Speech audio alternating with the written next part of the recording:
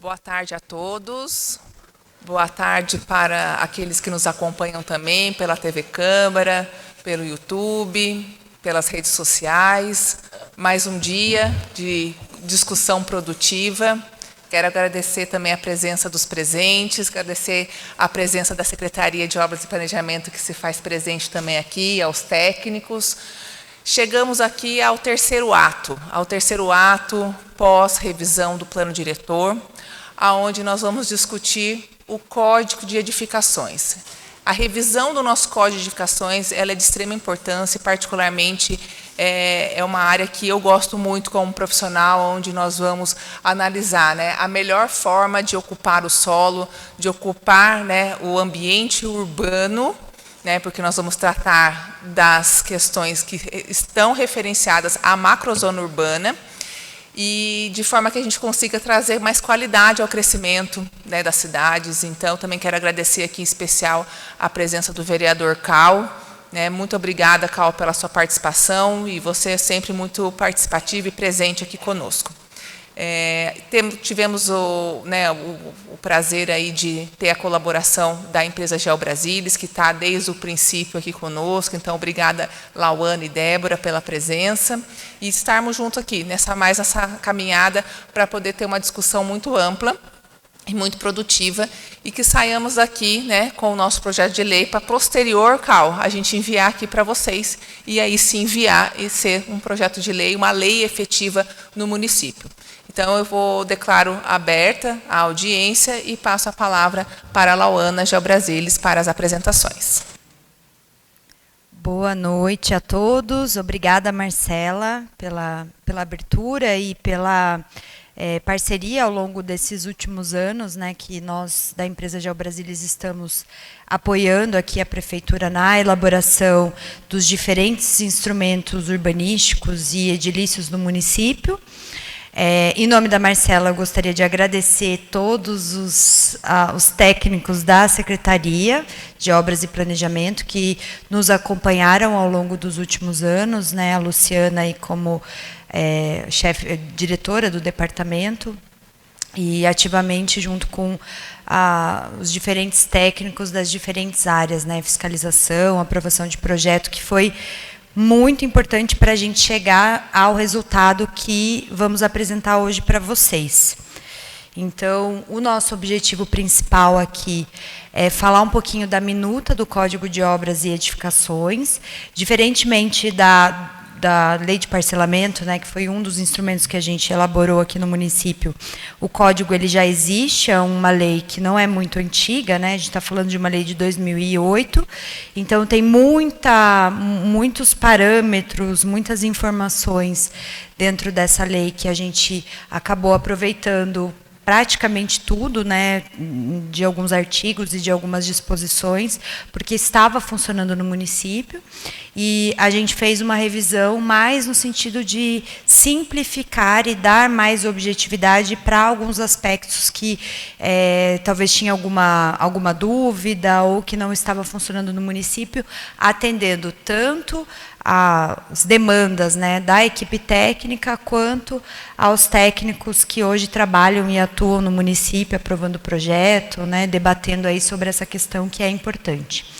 Aqui vou falar um pouquinho, né, dos nossos combinados iniciais, então ouvir a apresentação, depois da apresentação, quem quiser se manifestar, o microfone vai ficar aberto, né, para falar, e aí a gente pede só para a gente ser objetivo na fala, para a gente respeitar o tempo e os presentes, né, pensando que podem ser outras pessoas que queiram falar, e até no sentido de ter relação com a audiência pública, não interromper a fala do outro, e por último, mas não menos importante, por gentileza, colocar o celular no silencioso. Bom, vou fazer uma abertura, depois eu vou fazer uma apresentação técnica da minuta. O objetivo aqui hoje não é trazer os mais de 150 artigos da minuta de lei, mas explicar de maneira muito clara e objetiva quais são os principais aspectos da minuta, né, do Código de Obras e Edificações, e depois a gente abre a fala aí para quem quiser se manifestar. A gente estima uma duração de 1h30, eu vou falar bastante, mas se alguém quiser, né, se manifestar depois, a gente tem o tempo também. Então, só para lembrar do escopo do nosso contrato, nós como empresa GeoBrasília, para quem não me conhece, eu sou a Lauana, fui coordenadora, né, estou coordenadora desse processo, comigo aqui está a Débora também, nós duas somos arquitetas.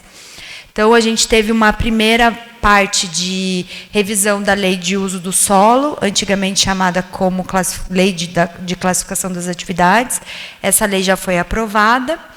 A elaboração da Lei de Parcelamento do Solo, também essa lei já foi aprovada. E, nesse momento, a gente está na revisão do Código de Edificações, que aqui, para essa proposta, a gente está chamando de Código de Obras e Edificações, tá? Só uma mudança de nomenclatura.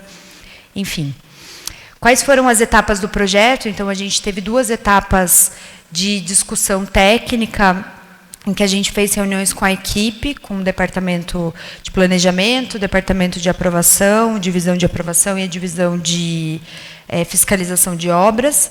Essas reuniões elas ocorreram entre metade de 2022 e começo de 2023, a gente apresentou a nossa proposta, coletou, na verdade, mais as questões e as dúvidas que os técnicos tinham da secretaria, e depois a gente já partiu, né, como a gente está falando de um código de obras que tem uma estrutura interessante, que funciona e que a revisão ela se ateve apenas a mudanças, talvez a gente pode dizer até mais pontuais, né, no sentido de simplificar a lei, a gente foi direto para a minuta de lei e a gente fez 2 reuniões com a comissão de acompanhamento, agora no começo do ano, em janeiro e março de 2024, para a gente fechar essa minuta. Então, é importante dizer que os principais atores e agentes envolvidos na construção civil, diretamente, né, na verdade, na aprovação de projetos aqui no município, participaram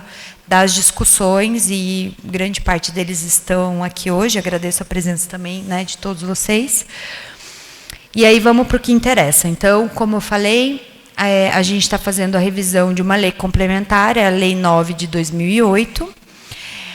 O Código atual de edificações, ele é estruturado em 5 capítulos, então ele tem um capítulo de introdução, um capítulo de normas para aprovação de projetos, um capítulo de normas gerais das edificações, um capítulo de normas específicas das edificações e, por fim, as infrações e penalidades. Atualmente, ele tem 227 artigos, então é um código relativamente extenso, mas não tanto, né? A gente já viu códigos de 400, 500 artigos, né? Então a gente está falando aí que ele está numa média boa da quantidade de artigos. Isso reflete bastante na complexidade e nas demandas, né, que são exigidas para cada tipo de edificação. Então, quanto mais enxuto, a gente entende que mais simplificado é o Código de Obras, e aí a gente está propondo, ao invés de ter 5 capítulos, né, a gente está propondo 6, porque a gente está incluindo um capítulo de disposições finais. Então, é só essa a mudança. A gente tem uma mudança de nomenclatura do primeiro capítulo, que sai de introdução e vai para as disposições iniciais. O capítulo de infrações e penalidades vira um capítulo específico de procedimentos fiscais e, por fim, as disposições finais. Aqui a gente está falando em 179 artigos na proposta. Lembrando que essa proposta está disponível no site da Prefeitura, né, para quem tiver dúvidas e quiser ver com mais detalhes. O atual código ele é composto por apenas 2 anexos, né? A gente vai ter anexos de acesso aos imóveis localizados nas esquinas e as áreas de estacionamento, enquanto que a proposta ela tem muito mais artigo, muito mais anexos, porque foi, enfim, debatido bastante a questão da gente ter uma facilidade maior de identificar e de ler algumas questões quando elas estão em anexo, né? Então, a gente tem muitas figuras, tabelas que ficam fácil a leitura, né? Facilitam a leitura. e aqui estão colocadas em anexos. Então, a gente vai ter 14 anexos dentro dessa proposta. Anexos de acesso aos imóveis e áreas de estacionamento, que é o que hoje já tem. E aí a gente vai para a tabela de dimensões mínimas dos ambientes, então isso virou um anexo. Áreas de iluminação e ventilação mínimas, também um anexo.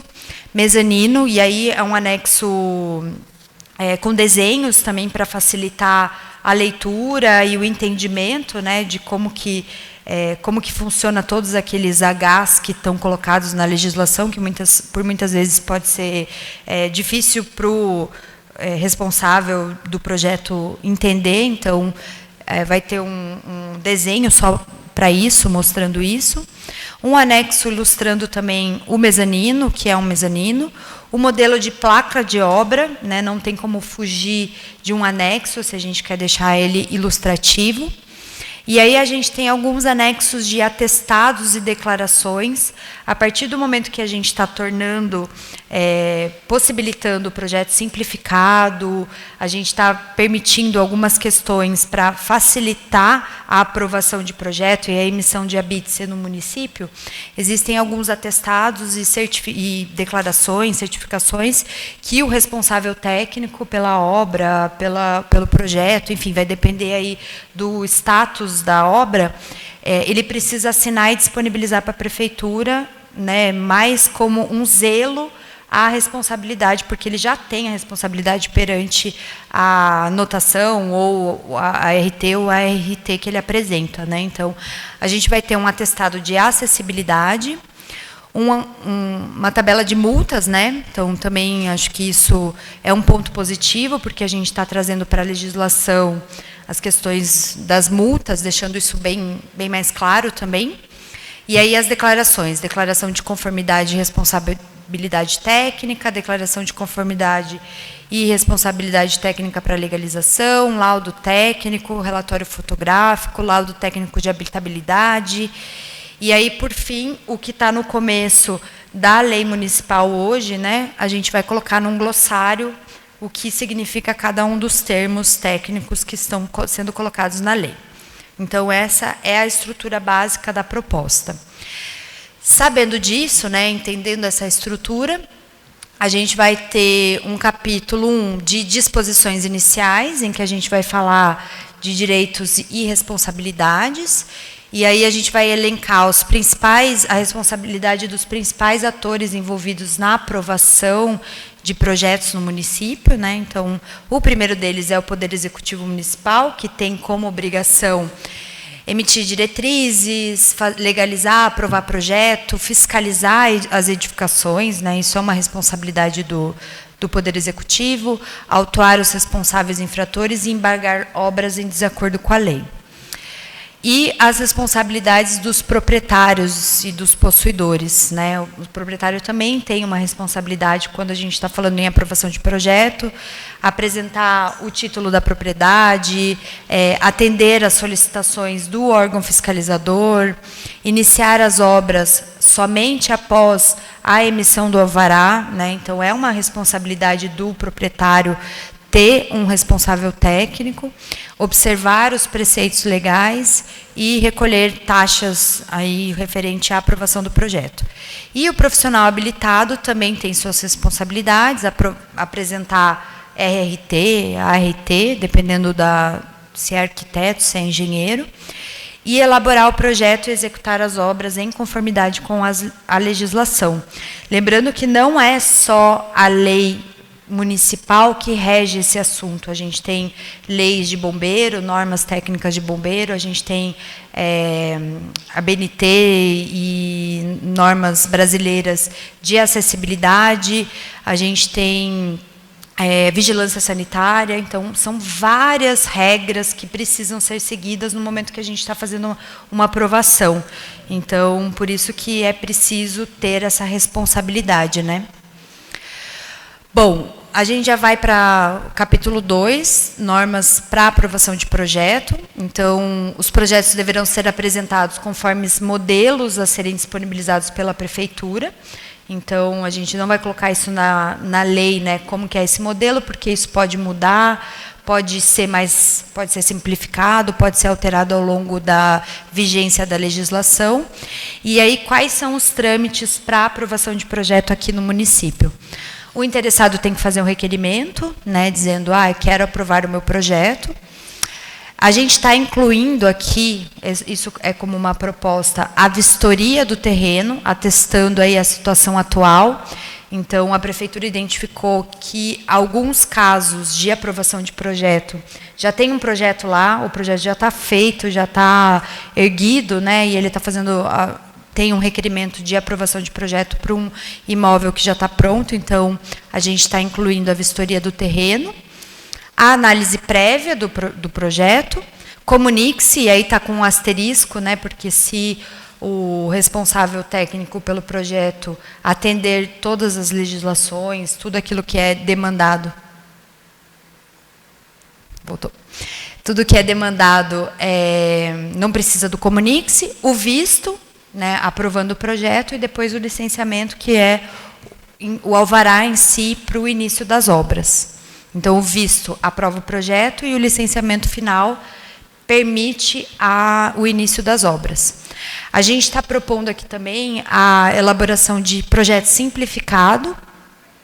Isso já tem no município, mas está sendo colocado aqui, né, como edificações de residências unifamiliares, térreas ou assobradadas, isoladas ou agrupadas.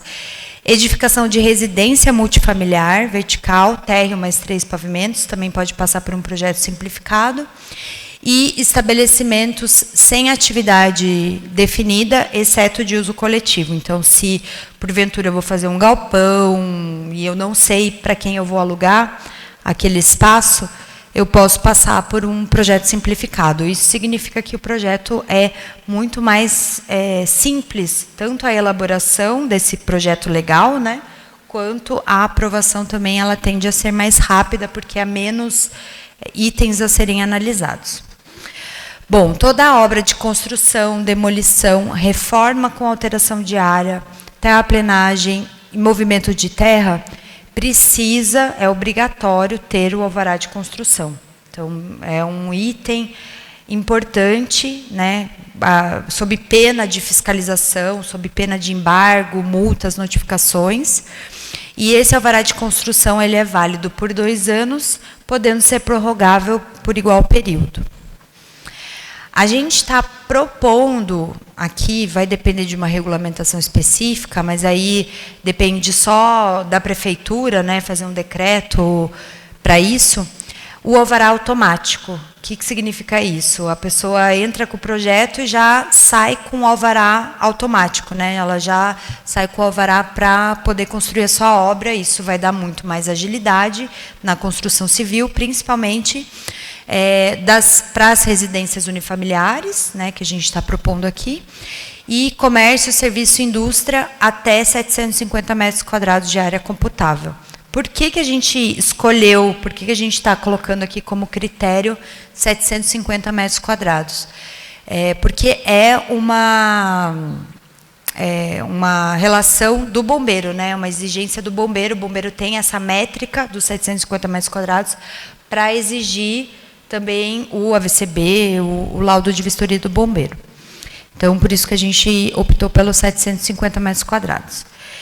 E aí, a solicitação do alvará, ela depende de uma declaração do responsável técnico pela obra, né, de conformidade e responsabilidade técnica.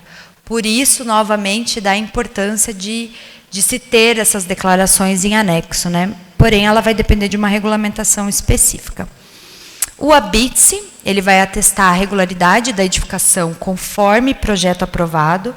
Então, se eu quero pedir o ABITSE da minha edificação, lembrando que o ABITSE é o documento importante para atestar que a edificação está inserida no meu lote para averbar na matrícula, né? Então, se eu quero fazer um financiamento, se eu quero vender a minha casa e colocar ela na matrícula, porque ela vai ter um valor agregado, eu preciso do ABITSE. Então, ele é um instrumento, um documento muito importante.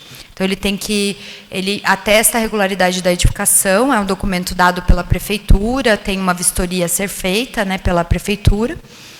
Qualquer construção, reforma de ampliação, com ampliação somente poderá ser habitada, ocupada ou utilizada após a concessão do habite-se. Então, a gente entende que também, além de toda essa questão da averbação na matrícula, também é um documento que vai indicar agora pode ou não utilizar esse imóvel, né?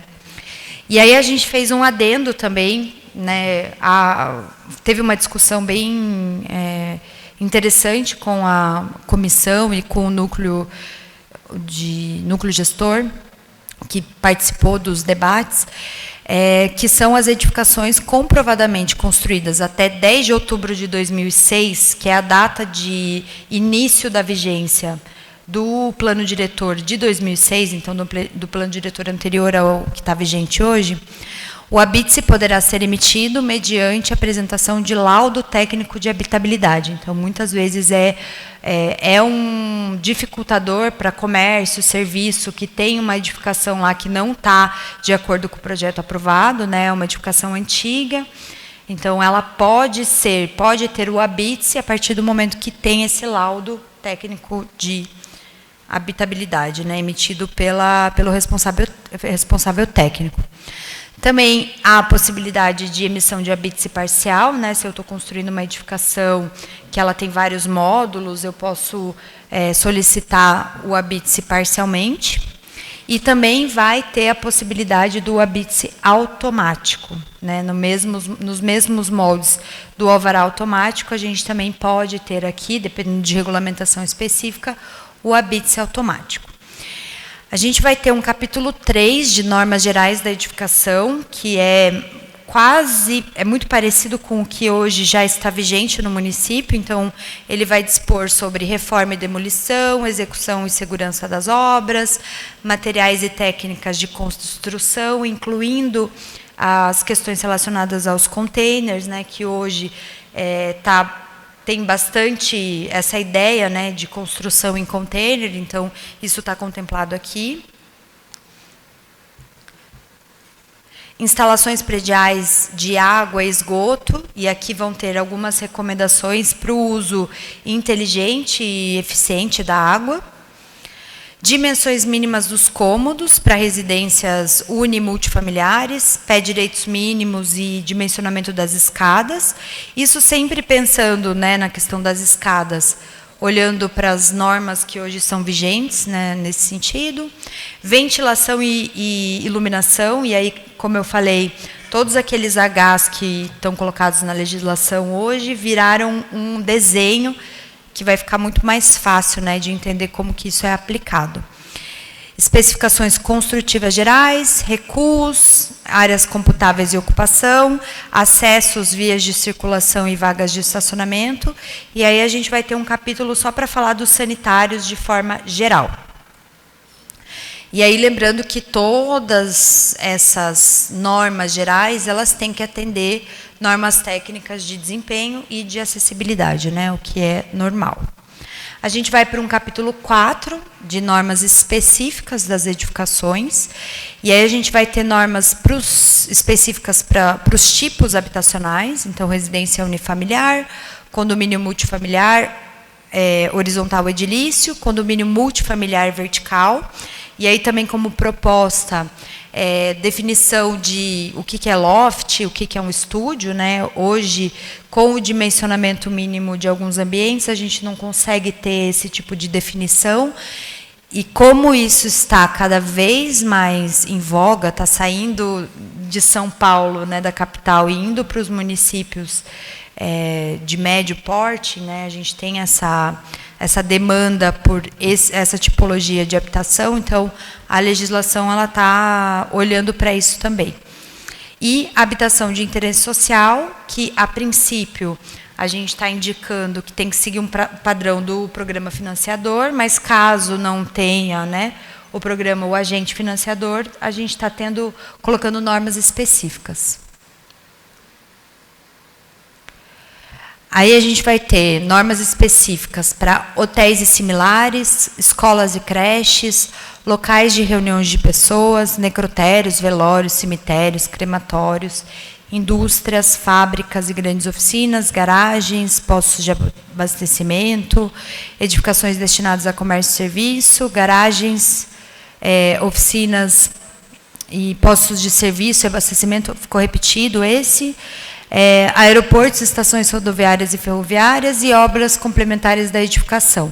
Então, o objetivo aqui está bem alinhado com o que hoje o município já tem, em termos de disposições, porém, a gente tentou ser, em alguns aspectos, mais simplificar algumas questões, né? Trazer uma objetividade para alguns aspectos. E aí, todos eles vão estar indicando que precisam seguir normas técnicas específicas para o seu tema, né? Se a gente está falando de um hospital, a gente tem normas específicas para isso.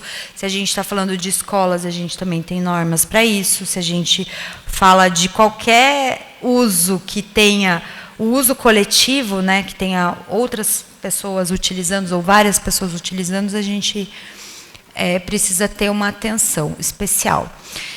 E aí um ponto também de inovação que a gente está propondo aqui, esse até respondendo um pedido do Ministério Público, né, um acompanhamento que o Ministério Público tem feito e exigido para a Prefeitura, com relação à acessibilidade para as edificações de uso público. Então, todas aquelas edificações que tenham, né, o uso aí por diversas pessoas, elas precisam garantir condições de acesso, circulação e utilização das pessoas com deficiência, né? Isso é uma norma, a NBR 9050, muitos de vocês que trabalham com isso já ouviu falar. E o Ministério Público tem exigido cada vez mais da Prefeitura que tenha, né, regulamente essa questão, tanto nos prédios públicos quanto nos prédios privados, mas que tenham esses usos coletivos, né? Então, foi definido prazo para a adaptação das edificações, e aí a gente precisa pensar, né, as edificações, elas têm que atender, elas têm que... E quando a gente fala de pessoas com deficiência, né, a gente está falando de pessoas com mobilidade reduzida, idosos, pessoas que sofreram algum tipo de acidente, estão com dificuldade de caminhar por algum período. Então, o comércio, o serviço, os espaços públicos, os edifícios públicos têm que atender e têm que poder recepcionar essas pessoas, né?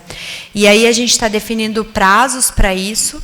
Então, para aquelas edificações que forem pequenas, até 750 metros quadrados, 60 meses para adaptação.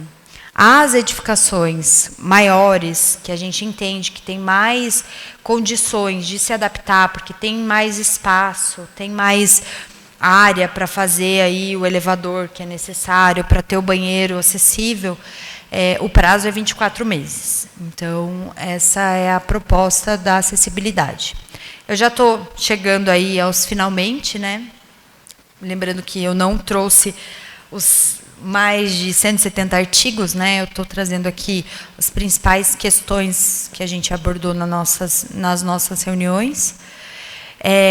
A gente vai ter um capítulo de procedimentos fiscais, então a fiscalização será exercida por meio dos servidores, designados como fiscais de obra, limitando-se a fiscalizar as edificações, né, considerando as normas incidentes, não abrangendo normas de condomínio ou associações, isso é uma questão de polícia, às vezes, né? E aí a gente vai ter alguns prazos e procedimentos indicados e estabelecidos em lei, então, notificação, embargo, auto de infração, imposição de multa, isso também foi muito debatido junto ao Departamento de Fiscalização, fez uma análise bem detalhada, né, do que foi proposto. Aqui é obrigatório manter no local da obra o projeto aprovado, o alvará de construção, isso é um ponto importante, para acompanhamento, vistoria e fiscalização, bem como a placa informativa, né? Então, por isso que a gente tem um anexo específico com a placa. E aí, eu vou para os slides finais, e esses slides finais, a gente desde que a gente entregou essa última versão para a prefeitura, que não faz muito tempo, né? A prefeitura deu uma lida, deu o de acordo final, publicou no site que é a minuta que vocês têm acesso, e aí, para tornar transparente todas as decisões que estão sendo feitas e que estão sendo elaboradas, existem 3 alterações que a prefeitura solicitou nos últimos 2 dias, e que eu vou apresentar para vocês. São alterações muito pontuais, mas a gente está preferindo deixar registrado aqui para a gente garantir a transparência desse processo que está sendo aqui de troca com relação ao Código de Obras, né? Então, a primeira inclusão é no artigo 41, então, as áreas de iluminação e ventilação mínimas, que é o que está escrito no artigo, para dormitórios, salas, salões e locais de reunião com prédios de mais de um pavimento ou altura superior a 4 metros será. E aí tem várias disposições. A primeira delas, a prefeitura solicitou essa alteração, então mudar, né? Hoje está assim: nos espaços livres fechados que contemplem em plano horizontal área equivalente a H/2, ou H ao quadrado, por 4, onde H representa a diferença entre... Antes a gente tinha nível do pavimento mais alto, e aí está sendo proposto o teto do pavimento mais alto, né? Para a gente considerar a área do pé direito mesmo, né? Do teto do pavimento mais alto, e o piso do pavimento mais baixo a ser isolado, iluminado ou ventilado. Então, essa é uma primeira alteração. Então, mudar nível para teto.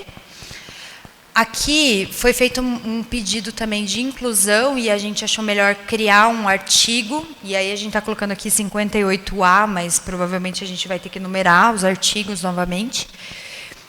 No capítulo 3 de Normas Gerais de Edificações, na seção de recuos, áreas computáveis e ocupação, que aí diz respeito a: em caso de ampliação de projetos já licenciados, o pavimento superior poderá acompanhar o recuo frontal adotado no pavimento térreo.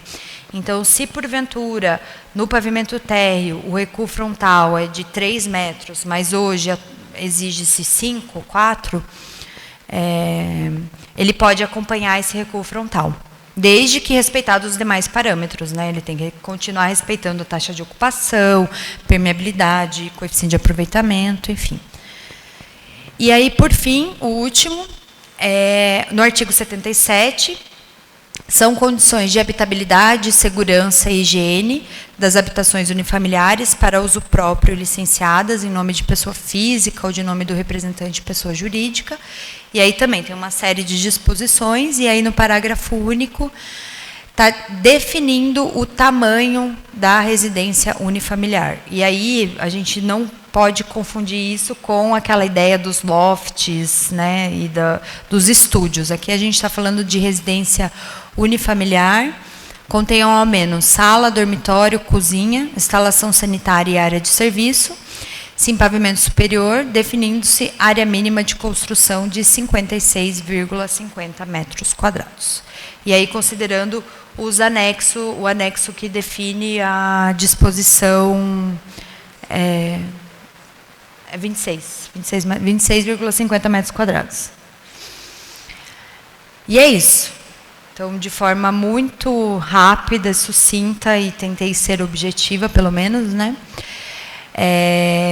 Encerro a parte da apresentação técnica e abro a palavra para quem quiser se manifestar, quem tiver alguma dúvida sobre o Código de Obras, sobre as propostas que estão sendo debatidas, como vocês puderam ver, desde 2022, né? A gente já está em 2024, então estamos encerrando um longo processo de 2 anos de discussão.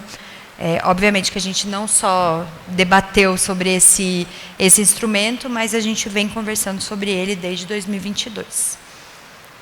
É isso. Alguém tem alguma manifestação? Quer fazer alguma pergunta? Alguma dúvida? É melhor ele vir no microfone, né? Não sei quem que... Pode vir.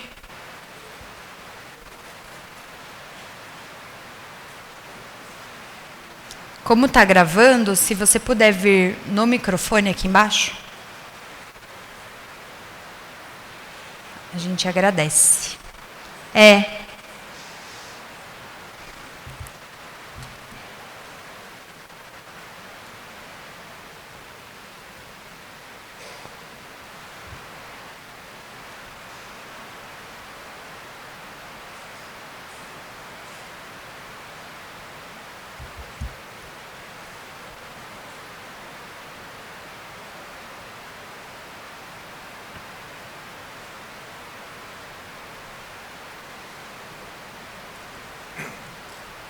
Boa noite, meu nome é Paulo Carvalho, eu sou arquiteto.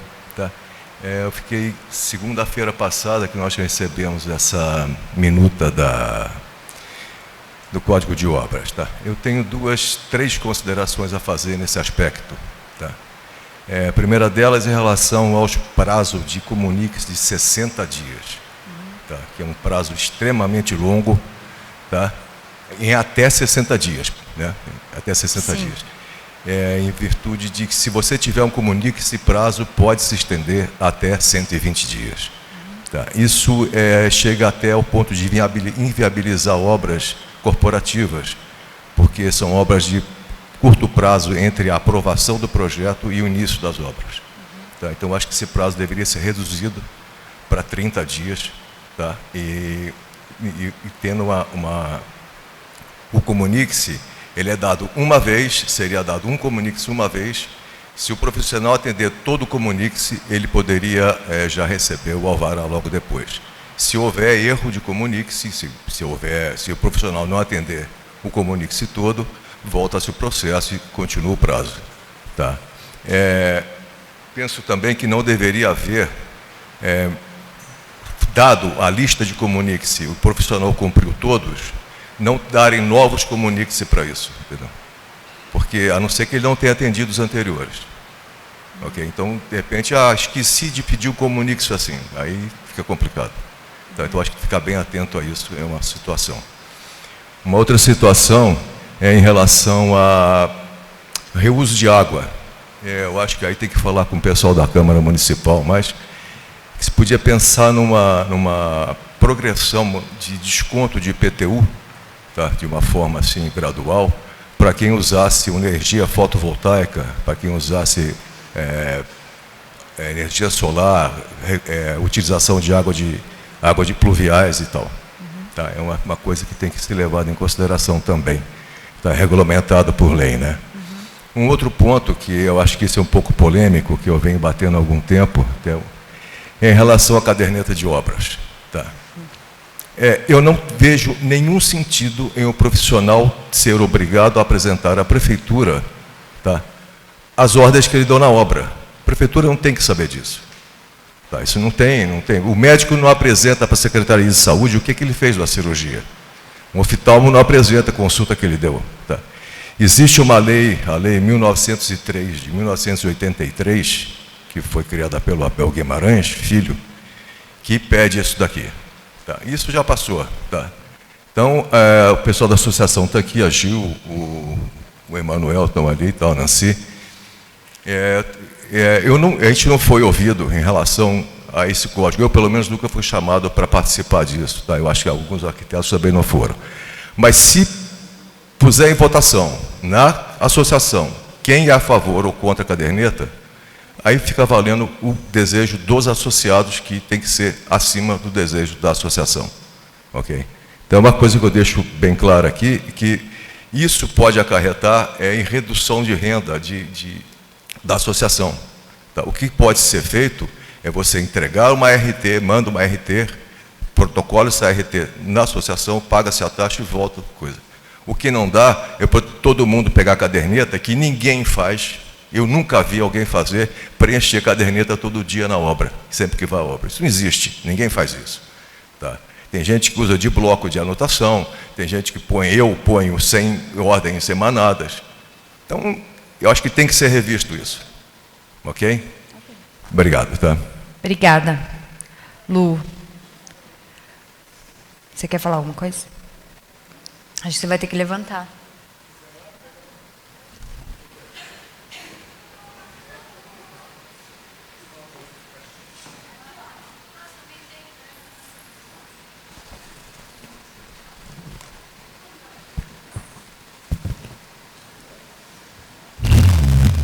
Boa noite.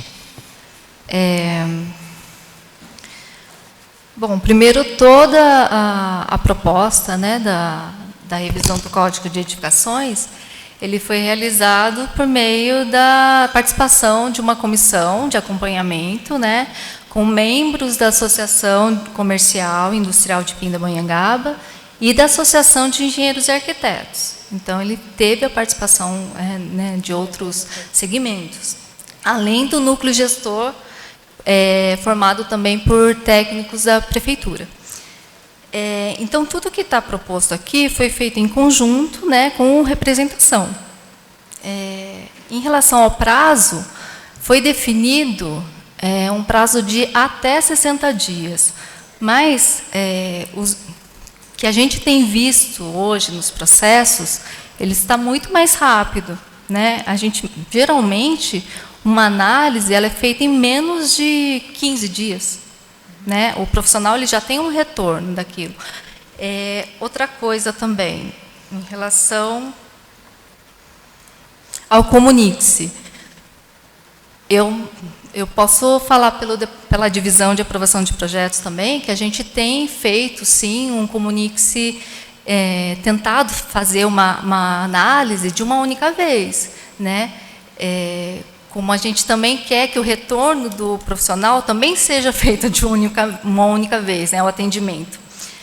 Em relação à redução de IPTU, em função da utilização de energia solar, etc., eu acredito que isso já está no plano diretor, né, uma das diretrizes, e tem algo em andamento também na outra secretaria. Eu vou passar para a Marcela, que ela sabe melhor do que eu sobre esse assunto.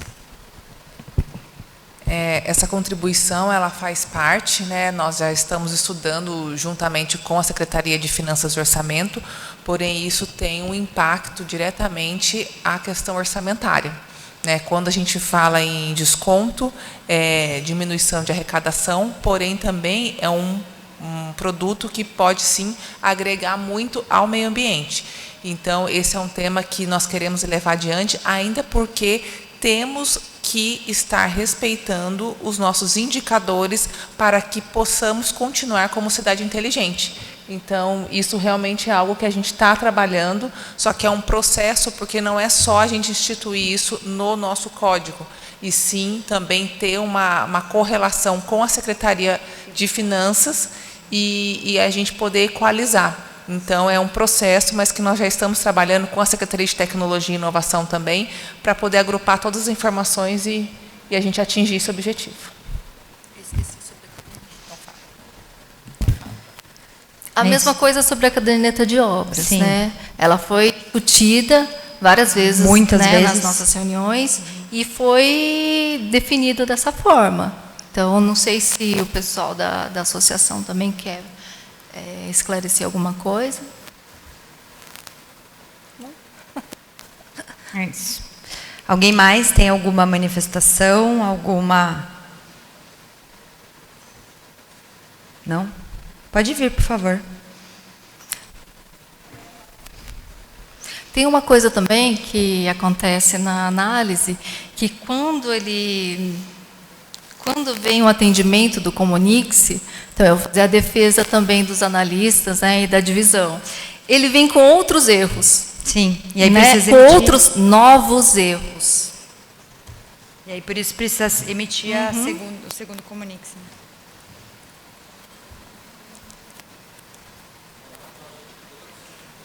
Olá, boa noite a todos. Obrigado, Cal, pela presença. Sabe da importância dessa discussão hoje aqui, é o único vereador presente, então parabenizá-lo por isso. Eu tenho 3 questões aqui. Na verdade, é uma sugestão. Primeiro é sobre o processo. Meu nome é Matheus, primeiro, sou engenheiro civil, eu mexo mais com execução de obras. A princípio, na entrada do processo de aprovação, eu vi que colocou ali a vistoria do terreno. Então, a minha sugestão seria que, ao invés de aumentar a demanda da prefeitura, de mão de obra operacional, que vai ter que ir no local, vai ter que disponibilizar veículo para ir, eu acho que deveria fazer igual o sistema da Caixa. O que a gente faz? A gente executa a obra pela Caixa. A gente manda a foto para a Caixa com as coordenadas geográficas e com a data atual. Então, assim, ao você entrar com o processo, você coloca a foto do terreno com a coordenada geográfica e com a data atual. Isso já tira a demanda da prefeitura de levar um profissional até o local do terreno. Demoraria mais dias para o processo andar, e eu acho que simplificava mais e traria a responsabilidade para o profissional, que eu acho que a lei está trazendo bastante o profissional a atuar mais como responsável. Então, acho que isso também atenderia. Uma outra questão que eu vi é sobre piscina. Eu vi que existe uma parte do artigo que a piscina está pedindo 1,5 metro de recuo. Então, geralmente, quando a gente vai executar a obra em condomínio, eu faço a execução, vem dos arquitetos o projeto da piscina com menos ali de 50 centímetros. Então, acho que deveria ver essa questão em relação à dimensão dos lotes nos condomínios, porque acho que a maioria dos condomínios vai ficar inviável para a pessoa fazer uma piscina, porque o arquiteto ele já briga ali com o espaço para fazer o projeto. Então, às vezes, para você colocar 1,5 metro de recuo de piscina das divisões, vai ficar um pouco inviável a pessoa que for fazer uma piscina na sua residência. Outra coisa também que eu vi no código, que eu gostaria de saber, é sobre o beiral. O beiral está lá no código, que o beiral está considerando passar o beiral, se ele for de madeira, estrutura metálica. Agora, o que acontece? Quando chega para a gente o projeto do arquiteto, ele vem agora bastante modernizado. Então, sempre tem aquele beiral que passa um pouquinho da dimensão da parede. Então, ele passa ali 40 centímetros. É o telhado platibanda que fala. É o telhado platibanda. Esse telhado platibanda vai passar a ser considerado, essa passagem de beiral, quando for platibanda, vai ser passado como área computável de construção? Acho que é isso. Obrigado. Muito obrigado. Se quiser pode ficar aí. Obrigada. Também, né? Pode como você preferir. Você quer falar? Mas aí você pode complementar também, Lauana. Matheus, em relação à vistoria, o que acontece? Por que a gente propôs a vistoria antes de iniciar a análise do projeto? Porque a gente tem visto com a fiscalização de obras muitos problemas dos quais depois que já está executado, não tem nem o que arrumar. É quase uma demolição total mesmo. Então, para evitar problemas, multas, embargos e outros aborrecimentos, a gente propôs essa vistoria antes do início da análise. Porém, você pode sim optar pela aprovação automática, do qual você vai inserir uma foto, apresentar uma foto do terreno, vai declarar tudo aquilo como verdadeiro, verídico, e anexar a foto e segue. Você não precisa optar pela aprovação, passando pela análise dos analistas da divisão de aprovação de projetos. Mais alguma coisa? Ele está falando aqui das piscinas, do 1,5 metro, porque isso, hoje, no código, a caixa d'água elevada, que é 1,5 metro, e aí a gente acabou incluindo as piscinas também, com esse recuo de 1,5 metro, acho que a gente pode verificar. 1,5 metro de piscina é do Código Civil. Das divisas laterais. Então, é do Código Civil, certo? Então, simplesmente, a gente só trouxe o que está no Código Civil. O que está no Código Civil. E com relação à área computável da platibanda, que a gente acabou não detalhando esse ponto, né? Não, verdade. Aí eu não sei se alguém pode... Da área computável. A gente pode conversar sobre isso depois, né? Podemos conversar sim. Do telhado platibanda. É isso. Tem? A gente divulga o ponto que foi feito, porque é muito pontual, né? Alguém mais tem alguma sugestão?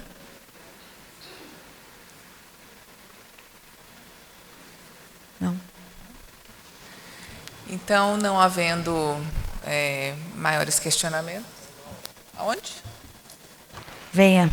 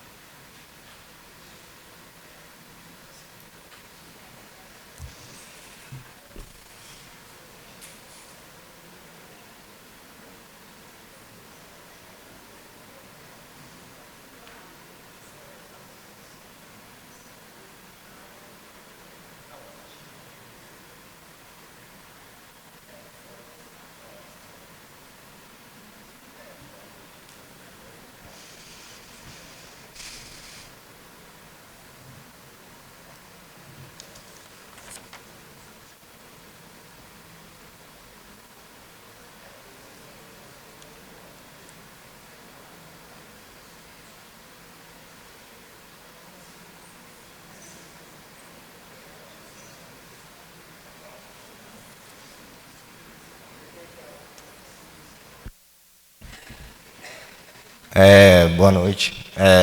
Uma justificativa até em relação a uma solicitação que foi feita por um arquiteto que passou para a gente a informação. Meu nome é Guilherme, tá? Desculpa. Sou engenheiro civil.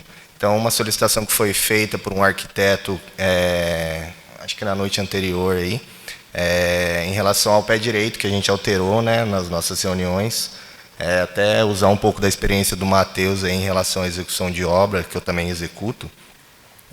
A gente solicitou que fosse alterado para 2,80, até em relação à fiada, de bloco e tudo mais. Eu não sei a opinião do Matheus, mas para mim, as minhas obras, a gente utiliza os 2,80, porque assim, ou você faz com 2,60, quando você usa um vigamento, você consegue trabalhar com uma altura diferente, mas quando você usa ali numa casa térrea as canaletas, o bloco, então a gente costuma fazer com 2,80. Então a gente acabou alterando de 2,70 para 2,80. Então eu conversei com a Luciana agora, ela acha que ela e a Marcela preferem manter os 2,80 que foi conversado durante as reuniões. Eu não vejo, assim, até perguntar, porque eu não vejo também, eu acho que poderia manter os 2,80, que eu acho que é o que hoje a gente utiliza mesmo aqui fora, né?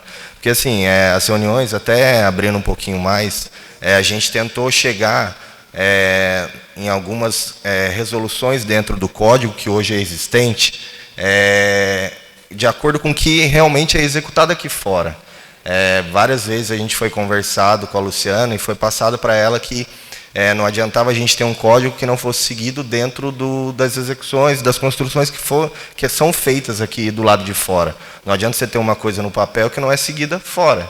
Então a gente tentou chegar, adaptar o código, chegar em algumas normas para realmente o munícipe, o engenheiro civil, o arquiteto, conseguir seguir o que está no papel lá na rua, entendeu?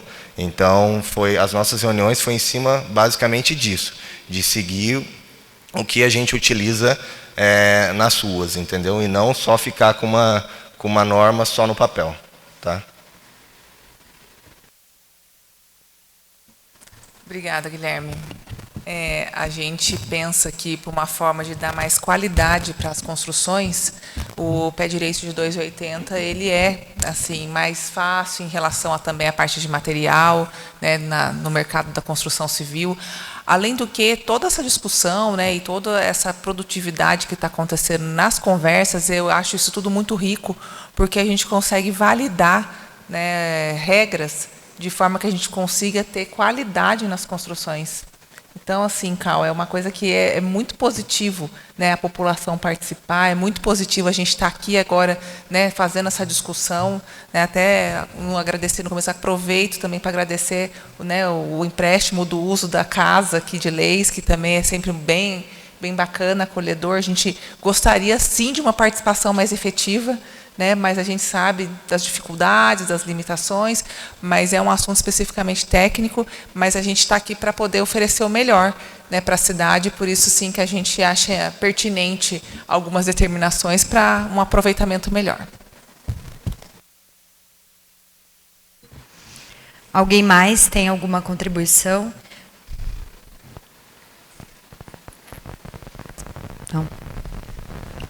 Bom, não havendo mais nenhuma manifestação, aproveito aqui para agradecer, né, agradecer a participação de todos, aqueles que puderam acompanhar também pela TV Câmara ao vivo, agradeço a GeoBrasília, a participação do CAL sempre presente, né, a todos presentes aqui, né, a gente quer deixar o nosso agradecimento à Associação dos Engenheiros, em nome do Emanuel, quero agradecer todos os profissionais presentes aqui, né, que realmente fazem a diferença, né, também pela Associação Comercial, o Jorge também presente aqui conosco, e a minha equipe que se faz presente ali também, a todos, meu muito obrigada, e declaro encerrada essa audiência pública.